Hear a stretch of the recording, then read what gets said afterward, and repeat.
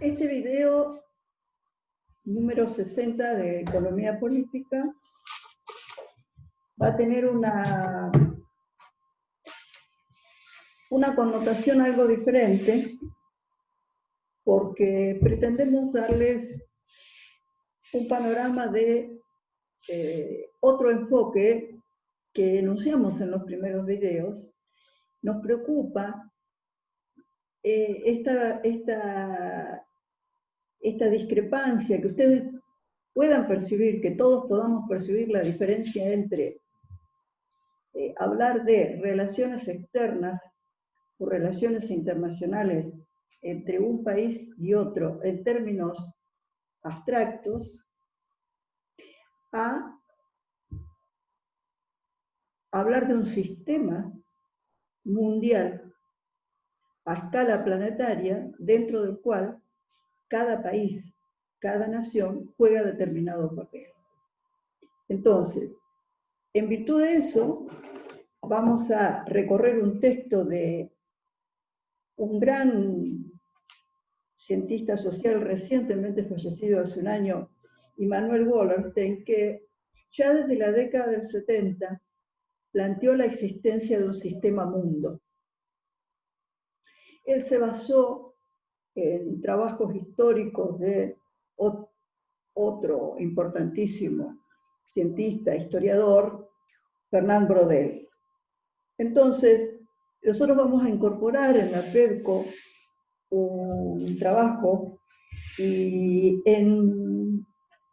no sé si nos va a llevar 2 o 3 videos, vamos a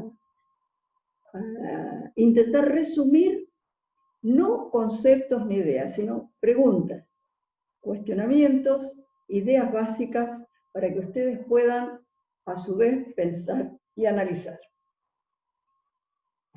En principio, vuelve a aparecer esta cuestión que habíamos mencionado de cómo observamos la relación de un sistema económico con su modelo de flujo circular, con sus flujos con el Estado, cómo observamos las relaciones con el resto. Y esta es una cuestión muy importante, porque desde una perspectiva que podríamos denominar desarrollista, podríamos ponerle otros nombres,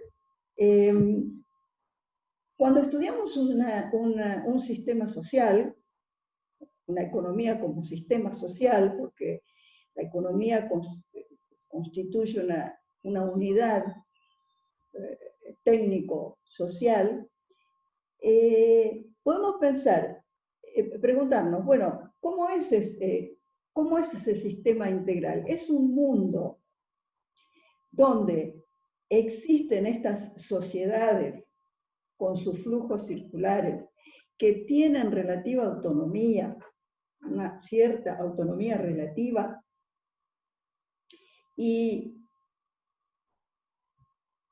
además, 2 elementos. Esa autonomía está vinculada con la autonomía que el Estado de esa sociedad tenga. No se olviden ustedes que una cosa es la sociedad y otra es el Estado. Esta visión o perspectiva que se denomina desarrollista tiene aspectos que precisamente queremos plantear en este video. Primero, la primera cuestión para que ustedes piensen, empecemos en conjunto, es ¿qué tipo de vinculación automática hacemos nosotros entre sociedad y Estado? Pareciera ser que le damos por supuesto que el Estado de alguna manera representa una suerte de conducción de la sociedad. Y por otro lado, estamos suponiendo que, además de esta cuestión, estas sociedades que integran el sistema económico mundial, estos sistemas, subsistemas, se mueven, tienen autonomía en sus movimientos. Lo que podríamos asociar con la idea de estados autónomos, soberanía nacional, ese tipo de cuestiones. Precisamente lo que queremos, el abordaje que queremos presentar, que es el abordaje del sistema mundo, nos presenta todo un escenario totalmente contrario. Hay un sistema a escala planetaria, es un sistema total, un sistema como totalidad. Recuerdan lo que habíamos mencionado en los videos de introducción de algunos elementos de análisis social, y se mueve ese sistema, tanto en el espacio como en el tiempo, como una unidad.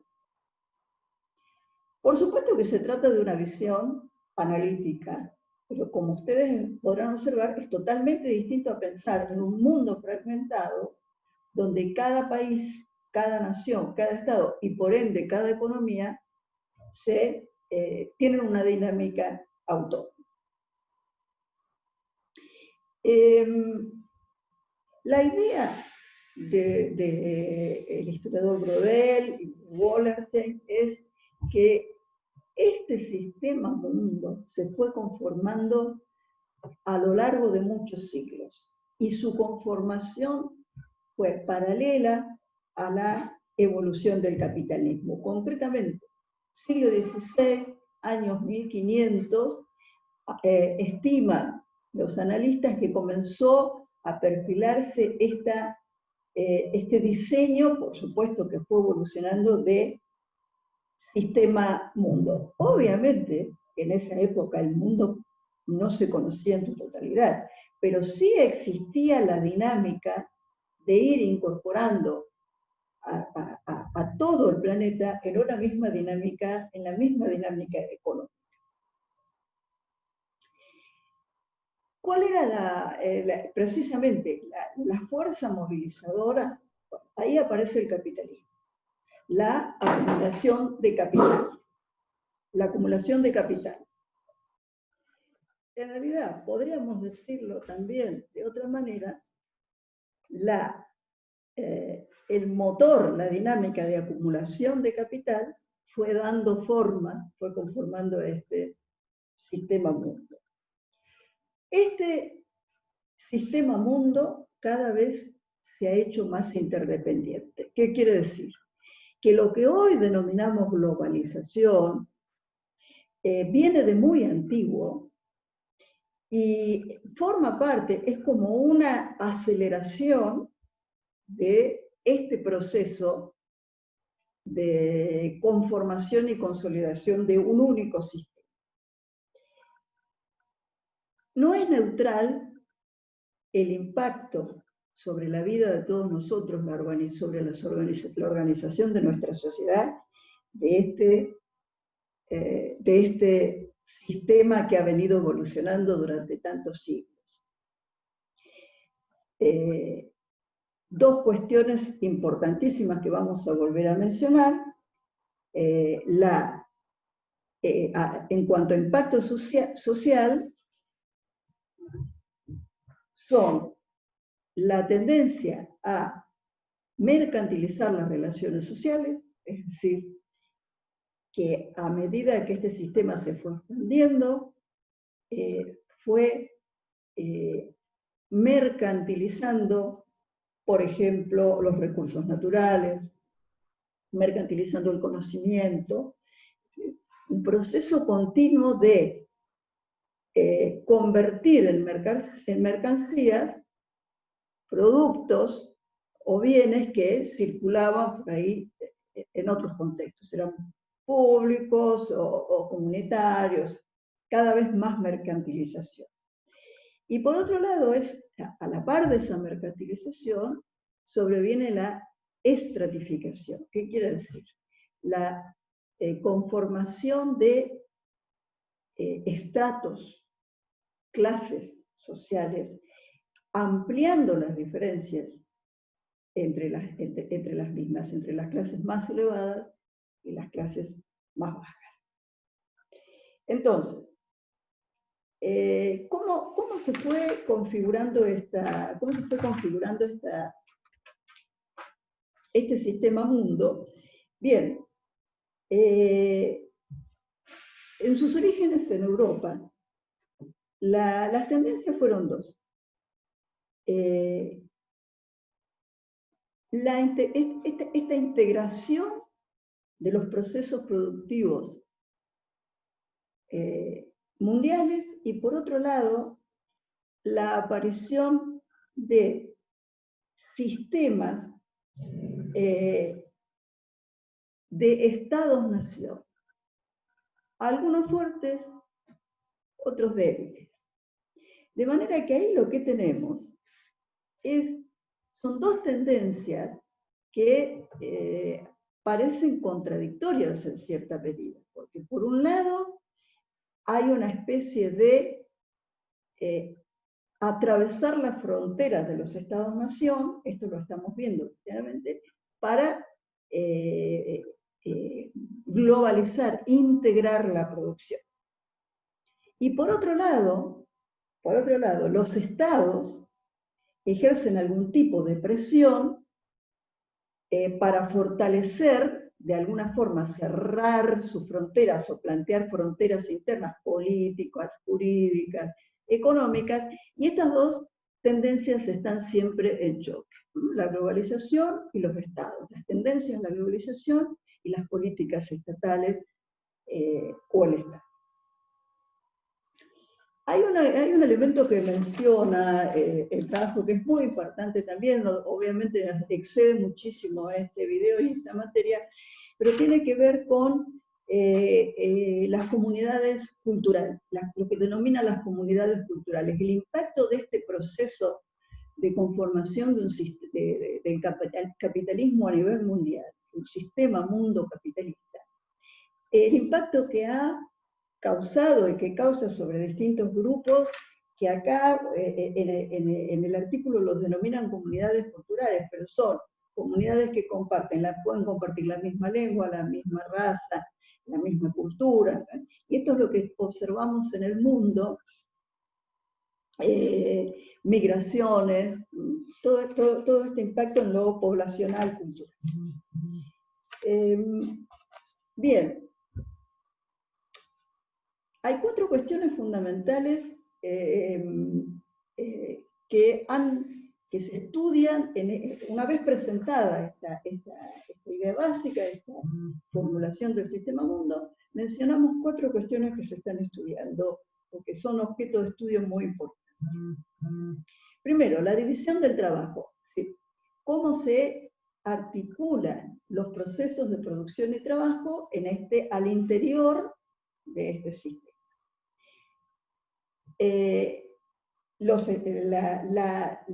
El choque o la contradicción entre esta tendencia, este sistema globalizado y los estados-nación, eso en cuanto a en términos de la geografía, ¿qué pasa en la geografía? Es decir, la producción se divide, el trabajo se divide en todo el planeta y comienza a tensionar las fronteras, las dinámicas al interior de las fronteras de cada sociedad, de cada. Pero también hay un impacto en cuanto a lo temporal, a la dimensión temporal. ¿Por qué?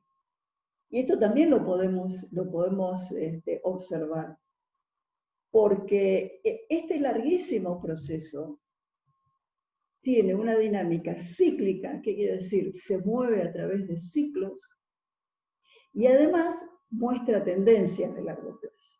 Es decir, así como la tendencia fue, desde el siglo XVI, la tendencia fue aparecer expandiéndose con todas las contradicciones que mencionamos, esa expansión se está dando en periodos cortos, a través de ciclos, y modifica notablemente las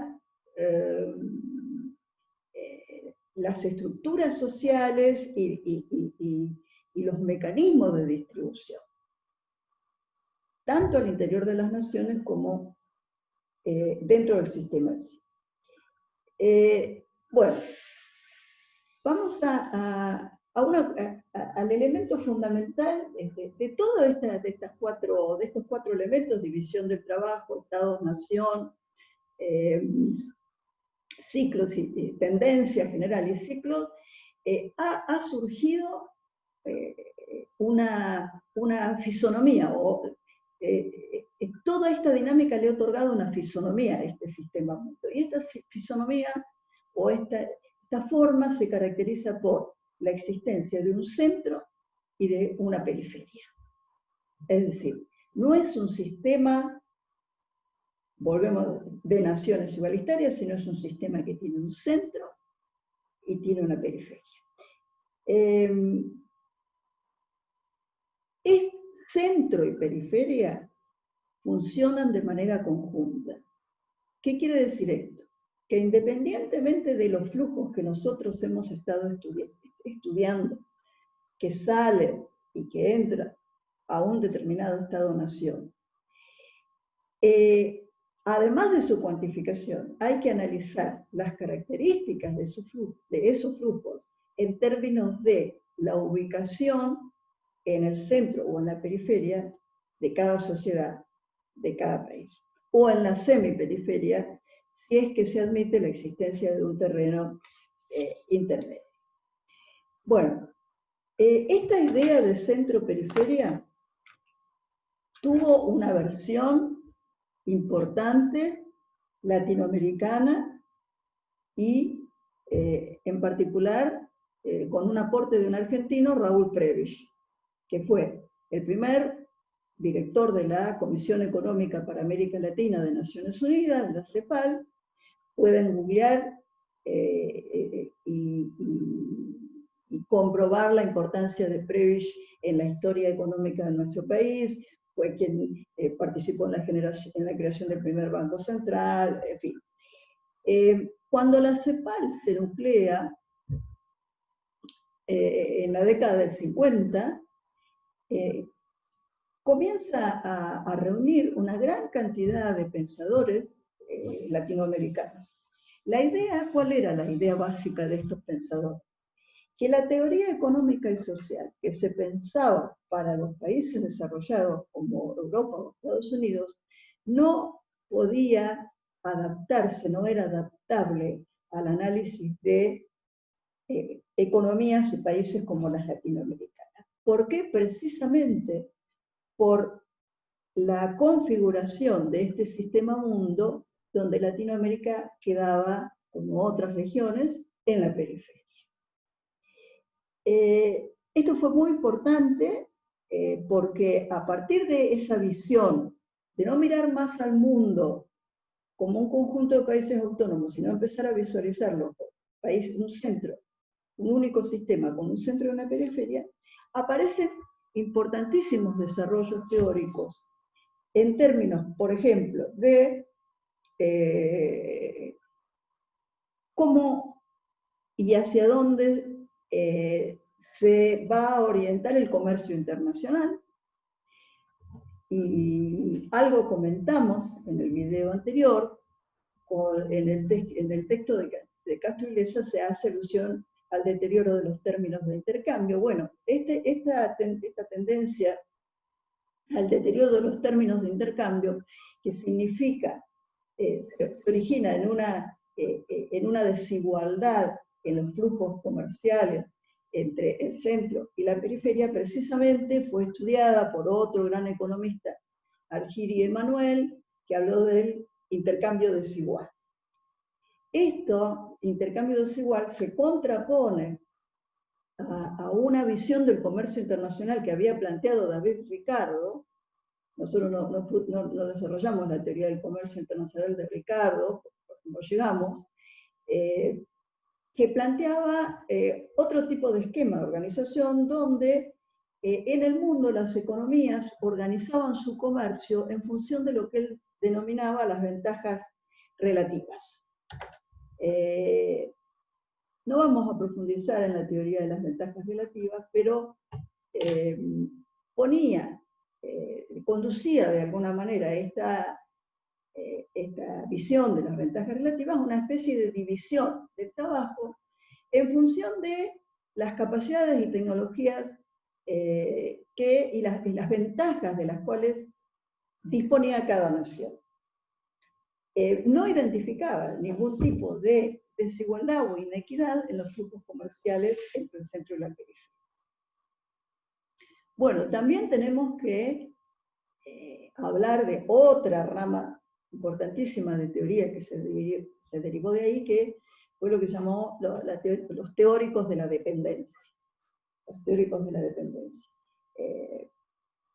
Samir Amin, Fernando Henrique Cardoso, que fue presidente de Brasil, Teotonio dos Santos, Funder Frank, una cantidad de pensadores que coincidían en la idea de que esta estructura centro-periferia no es de un momento histórico en particular, sino que forma parte del desarrollo histórico del capitalismo en una visión muy concordante con la de Argiri Emanuel.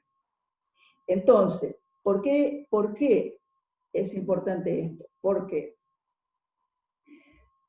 no se trata de un proceso evolutivo, no se trata de que un país se ubica en la periferia y después pasa al centro, sino de la existencia simultánea en centro y periferia.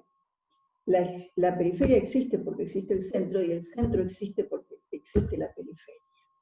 Algo similar planteaban los teóricos del desarrollo cuando decían: el desarrollo no es un proceso de evolución en el tiempo lógico, como podría ser imaginarnos como el desarrollo de una persona, el crecimiento de una persona, conducido por una ley biológica. No, el desarrollo es la contracara de su desarrollo. Hay subdesarrollo porque hay desarrollo, y a la inversa.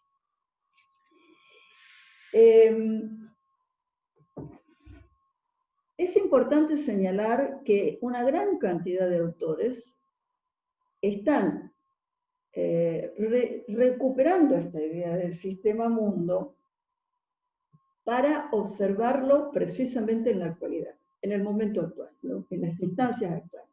¿Por qué? Porque la sucesión de crisis financieras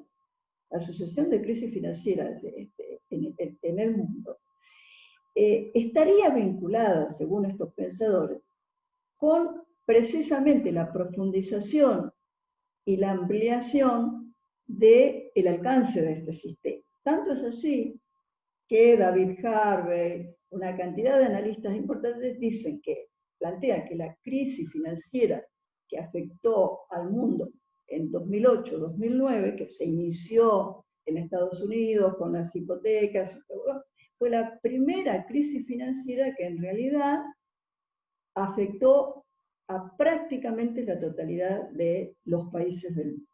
Tuvo alcance planetario.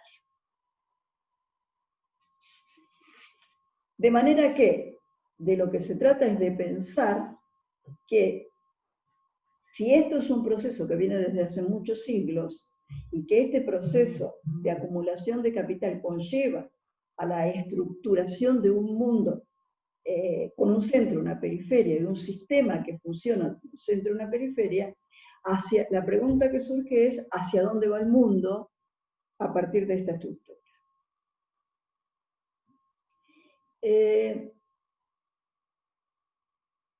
Algunas cuestiones que tienen que ver con que tienen que ver con este esquema de centro-periferia, las podemos analizar y observar. Es una especie de imagen que pretendemos dejarles a ustedes para que puedan analizarse, por ejemplo, en ese marco, los acuerdos comerciales entre países. ¿Cómo son los acuerdos comerciales entre países? ¿Cómo son los acuerdos financieros entre países? Ahí hay una amplísima jurisprudencia y normativa que tiene que ver incluso con sesiones de jurisdicción, temas que son nacionales se discuten en jurisdicciones extranjeras, y mucho de esto se puede explicar como consecuencia de la consolidación de este modelo de sistema mundo.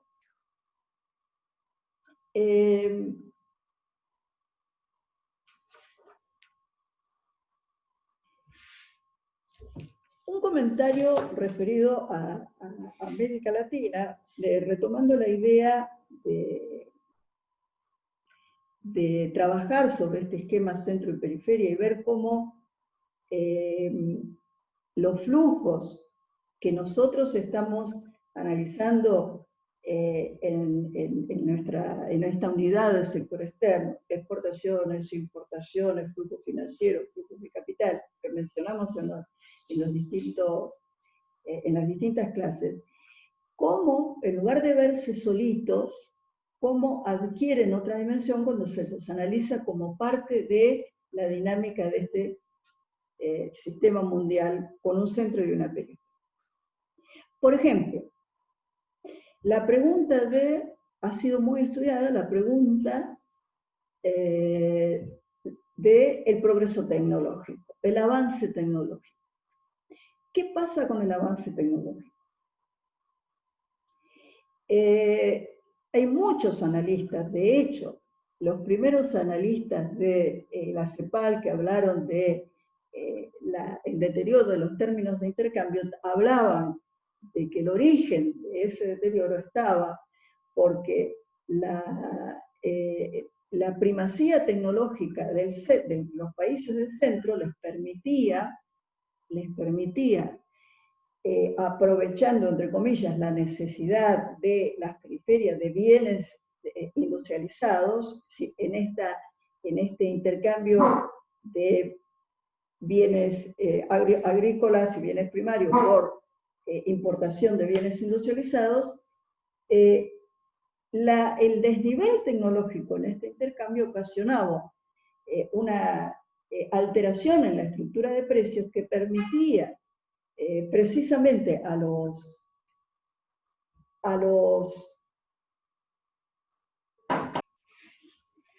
Bien, esta dinámica del cambio tecnológico y cómo opera el cambio tecnológico en las distintas regiones del mundo ha sido muy estudiada por distintos analistas, como la doctora Carlota Pérez, por ejemplo, que habla de una especie de ciclo donde las tecnologías más obsoletas son las que se van trasladando cuando agotan su capacidad de generar rentabilidad a la periferia, de manera que todos estos pensadores comparten esta visión de que hay una desigualdad estructural que tiene raíz tecnológica, económica, y que altera la mecánica o condiciona la mecánica fundamental, la mecánica básica del capitalismo. El capitalismo es un sistema que funciona con un motor, y ese motor es la acumulación de capital. Es un sistema de acumulación. Este sistema de acumulación se proyecta sobre el espacio planetario. Entonces, la pregunta que surge ahí en este sentido es, este proceso de acumulación, ¿en qué espacio, cómo se organiza geográficamente? Y ahí volvemos a ver que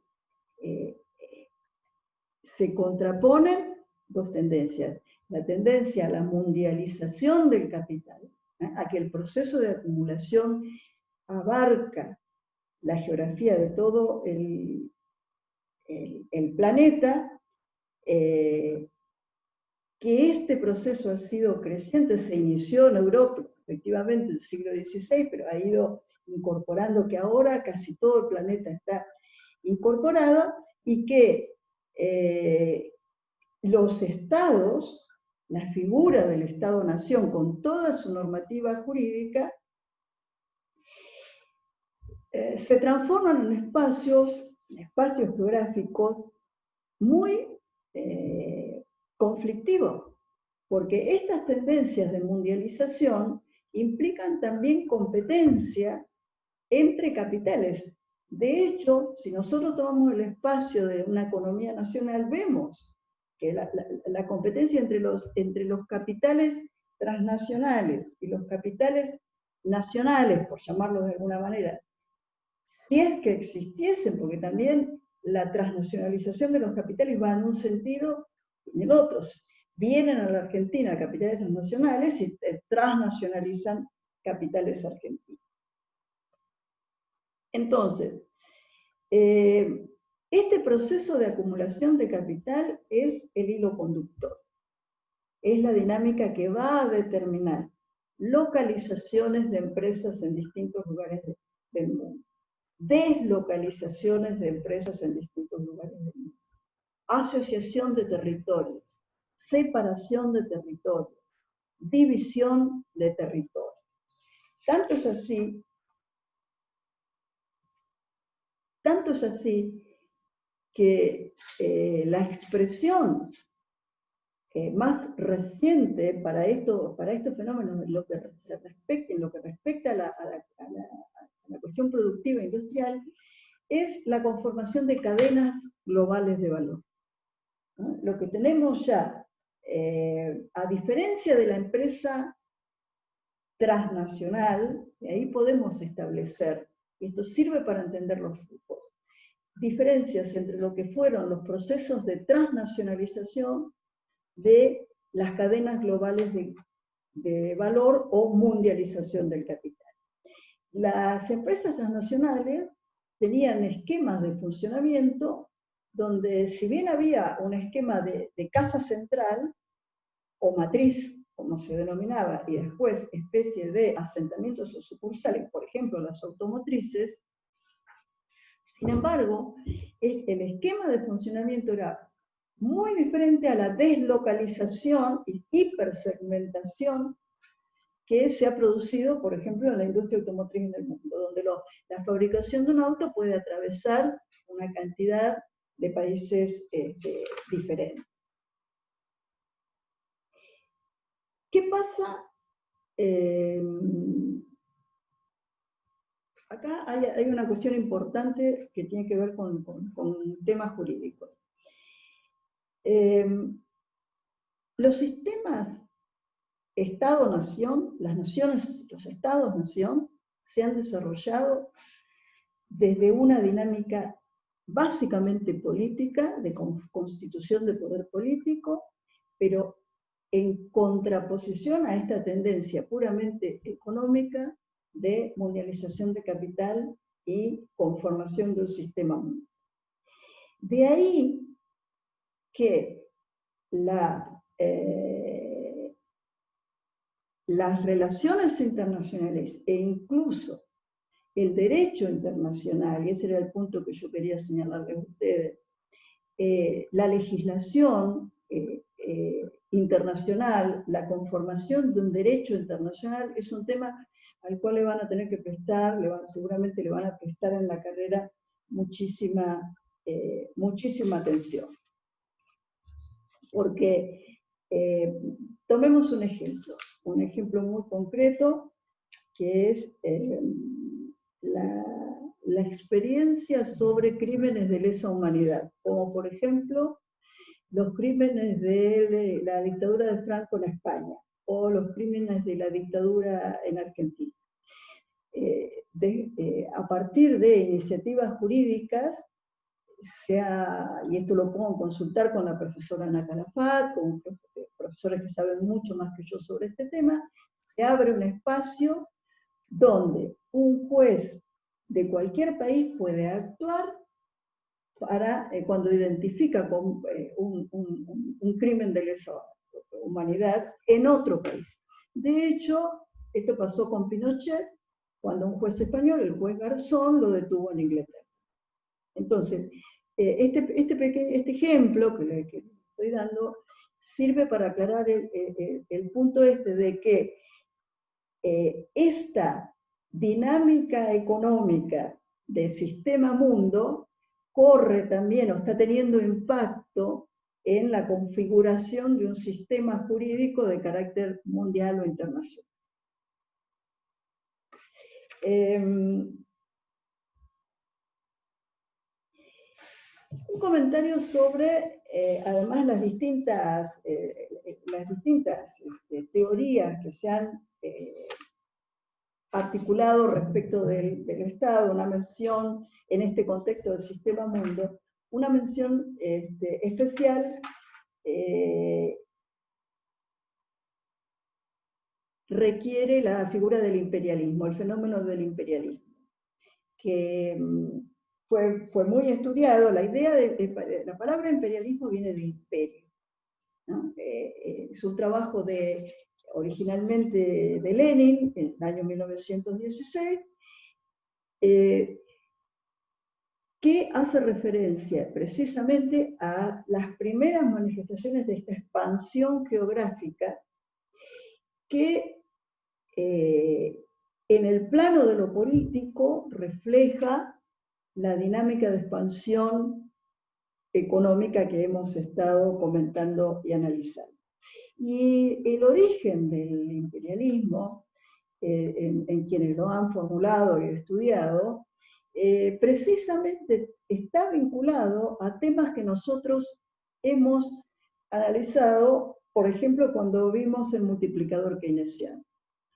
Porque la necesidad de exportar capital y de iniciar actividades económicas atravesando las fronteras geográficas, que es precisamente la dinámica que da lugar a la conformación del sistema mundo, surge de las propias deficiencias internas del sistema capitalista, es decir, de las crisis de demanda. Cuando en el marco de un determinado sistema económico sucede en el corto plazo el fenómeno de la falta de demanda, nosotros estudiamos la inversión keynesiana, estudiamos el Estado, bueno, ahora estamos relacionando las exportaciones, por ejemplo, o la transnacionalización productiva como una salida para resolver las crisis de sobreproducción en el ámbito de un determinado país, de una determinada sociedad. El otro tema más vinculado con la política y que también está en discusión en esta instancia que nos toca atravesar es el de la hegemonía. El concepto de hegemonía es un concepto que proviene de un politólogo como Gramsci, Antonio Gramsci, que elaboró, fue un gran cientista político italiano, y si bien nosotros no vamos a desarrollar en esta materia la cuestión de la hegemonía, pero sí nos interesa resaltar la cuestión de la hegemonía en lo económico, porque todo este esquema de sistema mundo con centro y periferia se termina configurando una hegemonía en un país.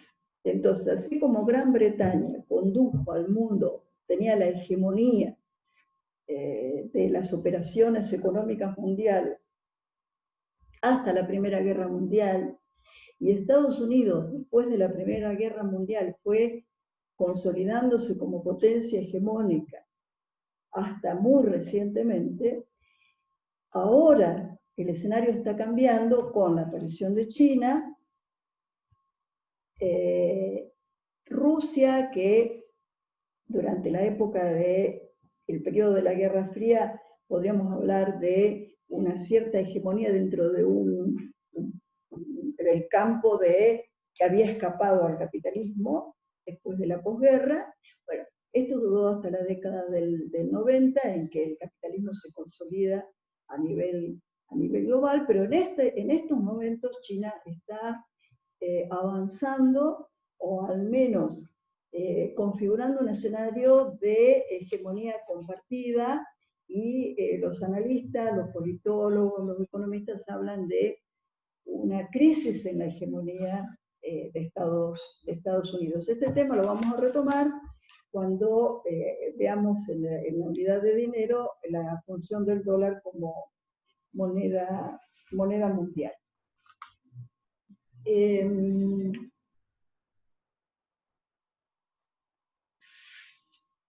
La dinámica que hemos analizado, ustedes verán que consiste en lo siguiente. Cuando nosotros analizamos el modelo, vemos el modelo de flujo circular, estamos trabajando en la abstracción, total. No estamos haciendo referencia a ninguna dimensión geográfica, y lo que pretendemos con la presentación de este material de Wallerstein es introducir la dimensión geográfica como marco a todos los flujos que estamos estudiando: balanza de pagos, salida de divisas, entrada de divisas. Lo mismo sucede con los movimientos cíclicos y las tendencias. Entonces, las crisis financieras que estamos asistiendo, la crisis a partir de la crisis de la pandemia, la crisis económica por la pandemia, son elementos que convalidan esta idea de un sistema económico global mundial. Bien, finalmente, algo que pretendía, me parece que es importante resaltar para el caso de ustedes, de la profesión de abogado, es el fenómeno de la extranjerización de territorios, que es la compra, apropiación de territorios por personas físicas o jurídicas que no pertenecen a la nación. Bueno, ustedes pueden informarse sobre, hay muchos casos que se están tratando en los diarios, en los sistemas, en Facebook, en los sistemas de información, pero este proceso de extranjerización de tierras es un proceso también que está vinculado con esta dinámica de expansión del capital en el espacio del sistema mundo como totalidad.